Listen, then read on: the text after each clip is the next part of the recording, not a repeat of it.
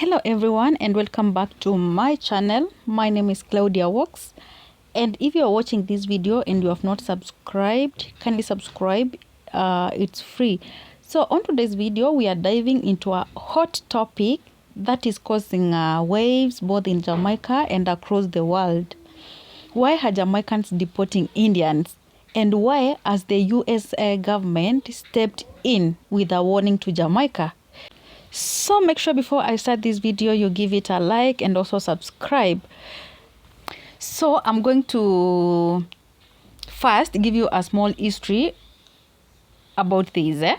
So Jamaicans and Indians have coexisted for over 170 years, and back in the 1800 years many Indians were brought to Jamaica as endangered laborers after the abolition of slavery. And this led to a unique cultural exchange, with Indo-Jamaicans becoming an integral part of Jamaica's fabric, contributing to music, food, and even the language. So fast forward to today, and Jamaica has a small but significant Indian population, including the newer immigrants contributing to the economy and the society. So why are we seeing deportations now? So recently there have been reports of Jamaicans deporting Indians nationals at a higher rate, and the reasons vary.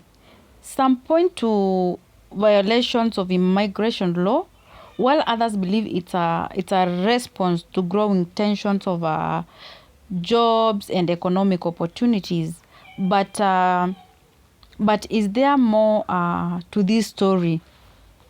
As you all know that economic pressure plays a big part here, with unemployment and underemployment affecting many Jamaicans, and there is a sense that foreign workers, including the Indians, are taking jobs from locals, and these tensions have fueled negative sentiments, leading to increased deportations.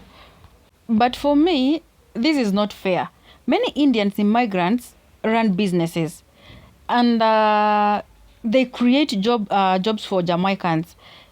So some argue that targeting Indians who have been part of the community for generations, reflects a deeper problem in the economy that are not being addressed.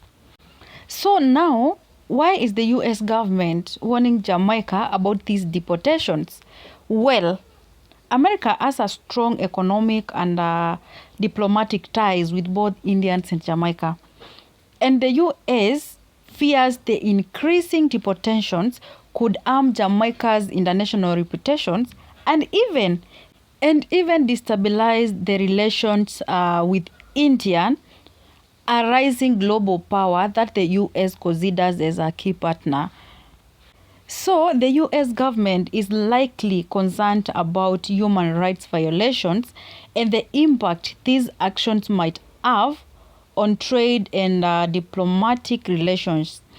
Jamaica depends on international partnership, and upsetting that balance could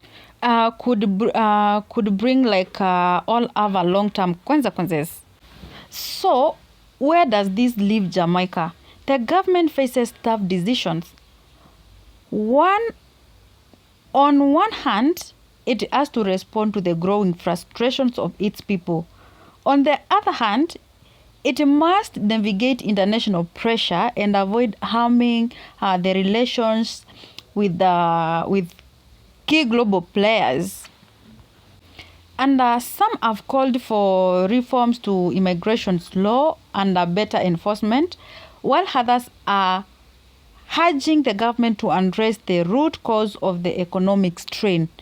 And my question is, could these deportations be a sign of something bigger happening in Jamaica's labor market? So at the end of the day, this issue is about more than just deportations. It's about jobs, opportunities, and Jamaica's future on the global stage. As the world watches, Jamaicans have to ask themselves, is this the right way forward? And how can we address the concerns of all communities, both local and immigrants. So what do you think? Is this a short-term issue, or are we seeing the start of something bigger? Let me know your thoughts in the comments below. And another thing is that some Indian nationals who have been in Jamaica for years are now facing deportations, leaving behind businesses, homes, and in many cases, families. And these are not just statistics. These are lives being disrupted. And for many Indians, Jamaicans, Jamaica is their home. And being uprooted after years of contributing to the society feels like a betrayal. But on the other side, Jamaican workers express their frustrations, feeling left out of jobs opportunities and economic advancement. So deporting these Indian nationals could also have consequences for Jamaica's relationship with India. Let's not forget that India is a major global player, and their economic and diplomatic weight is growing. India has already expressed concerns about the treatment of its citizens abroad, and this could lead to diplomatic fallout if not handled carefully. India is one of the fastest growing economies, and Jamaica relies on good relations with countries like India for trade, investments, and development projects. And one thing we should ask ourselves is that, could this wave of deportations jeopardize that? Some analysts believe it's possible. So now let's circle back the U.S. warning. The United States has been clear about its concerns over human rights violations and the treatment of immigrants, including in countries like Jamaica. And the U.S. and Jamaica share a long history of cooperation. But deporting Indians nationals could strain the relationship as well. And if Jamaica continues down this path, it risks damaging not just its relationship with Indians, but also with the United States. The U.S. is a major ally trading partner, and Washington warning should not be taken lightly. Ignoring these concerns could lead to diplomatic isolation, even economic consequences in the form of reduced trade or foreign aid. So what's the way forward? Many are calling for a balanced approach, one that ensures immigration laws are followed but also respect the human rights and contributions of foreign nationals living in Jamaica.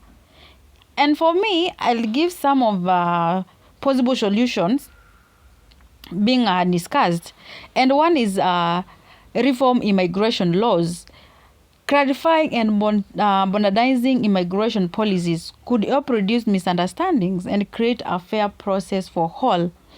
Another thing is about creating job opportunities for the locals and addressing the economic concerns of Jamaican citizens by investing in job creation, particularly in sectors where foreign workers are being often employed, could reduce tension. Also strengthen diplomatic relations. Jamaica could engage in more open dialogue with India and the U.S., assuring them that any deportations are being handled lawfully and with respect for the human rights. And finally, promote integration, encouraging greater integrations of immigrants communities in Jamaican society through cultural exchange programs and also business initiatives. So at the end of the day, this issue is not just about who stays and who goes. It's about finding balance in a country that's been shaped by many cultures and influences. Jamaica is a land of diversity, and while the economic frustrations are real, the solution is not necessarily deportation. It's about coming together, finding a common ground, and building a future where everyone can thrive. And as Jamaica moves forward, it must ask itself, what kind of nation do we want to be? One that isolates or divides, or one that embraces its history of diversity and builds a more inclusive future? Only time will tell. So thank you so much for watching, everyone. Drop your thoughts in the comments. This is a conversation we all need to be part of. And don't forget to subscribe and hit that notification bell so you never miss another deep dive. Until next time, stay informed and stay engaged. Thank you.